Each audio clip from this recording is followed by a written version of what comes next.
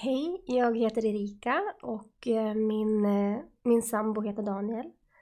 Jag är just nu gravid i vecka 22 och våran tanke var att vi skulle försöka dokumentera och använda det här lite grann som en dagbok där vi kan liksom prata av oss, diskutera lite sådana frågor om graviditeten och allt runt omkring livet generellt.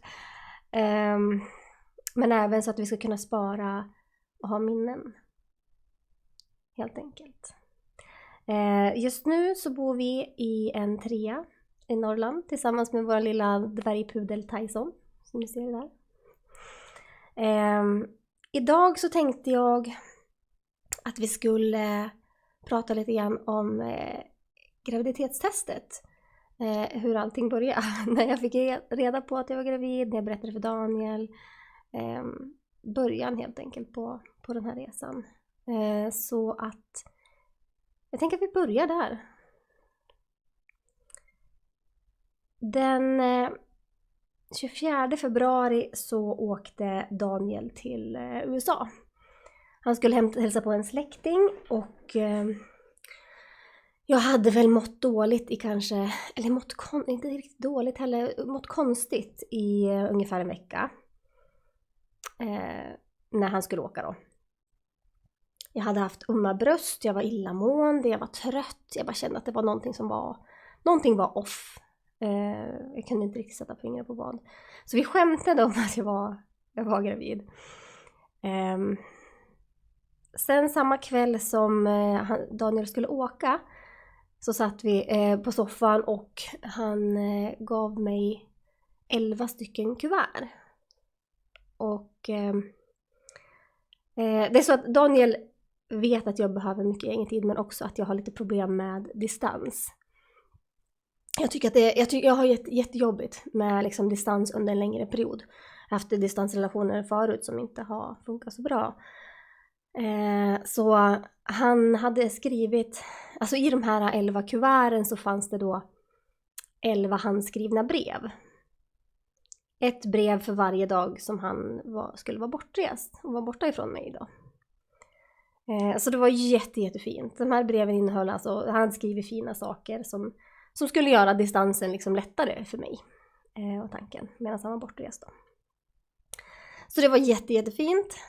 Men jag kände också att när vi satt där på soffan så började jag liksom dra lite paralleller till en film som heter P.S. I Love You.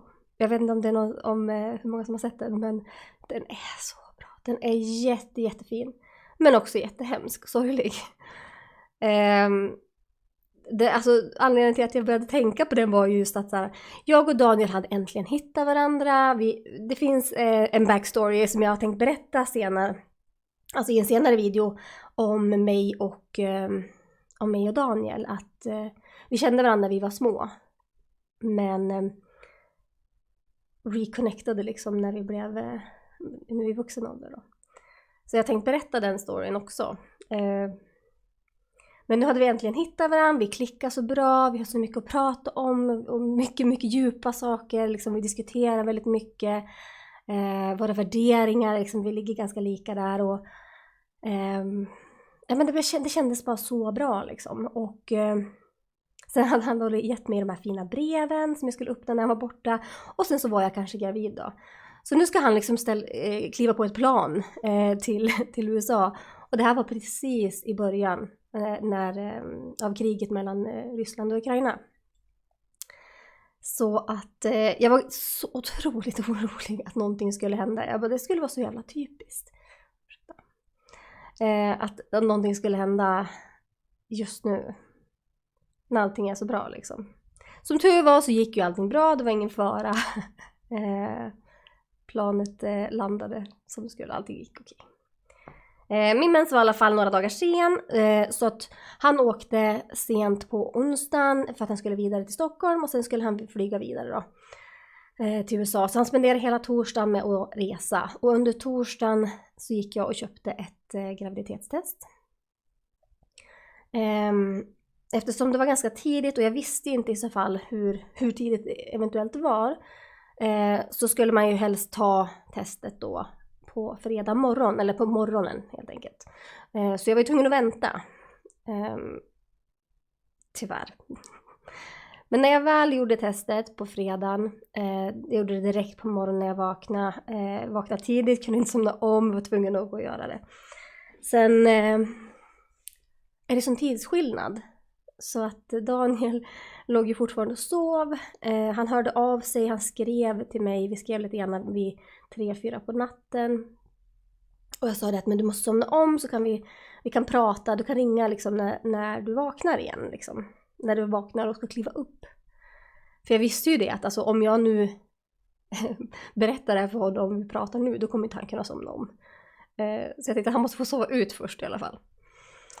Så han ringde mig senare när han hade klivit upp. Och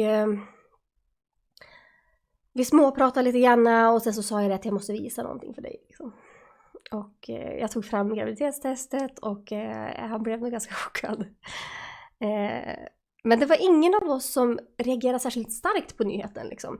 Utan vi båda var liksom ganska glada, lugna, men kanske lite chockade då. Men vi har nog varit väldigt lugna båda två genom hela det här tror jag. Jag vet inte, vi hade inte planerat att skaffa barn. Inte då, inte nu egentligen. Utan planen var ju att börja försöka skaffa barn till vintern då. Men nu blir det ju istället så att nu kommer det ju en bebis ungefär när vi hade tänkt börja försöka då. Så att, men vi kände båda två, det har inte varit ett alternativ för oss liksom att inte behålla barnet. Jag är 33, Daniel är 34. Vi kände bara att nej, men det var nog kanske meningen.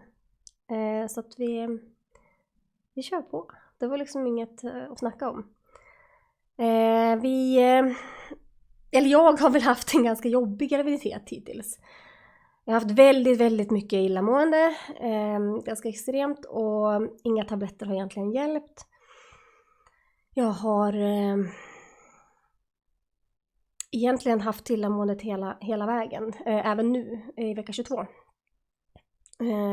Det allra värsta har liksom kommit tillbaka på något vis. Och jag har haft en hemsk nästäppa, jag har haft foglossning. Foglossningen är ju liksom ett pågående, verkligen så här. Jag vet inte riktigt vad som gör det värre och inte. Jag försöker läsa på det och så. Så jag tänkte att jag ska jag ska prata om alla de här besvären i en egen video. Där jag tänkte att vi diskuterar lite mer också varför det finns så lite forskning kring det här. Det är ju så otroligt, för mig i alla fall, provocerande att det inte finns så mycket forskning kring alla dessa besvären och vad man kan göra åt det för att lindra. Och ja, det får vi ha mycket att prata om helt enkelt.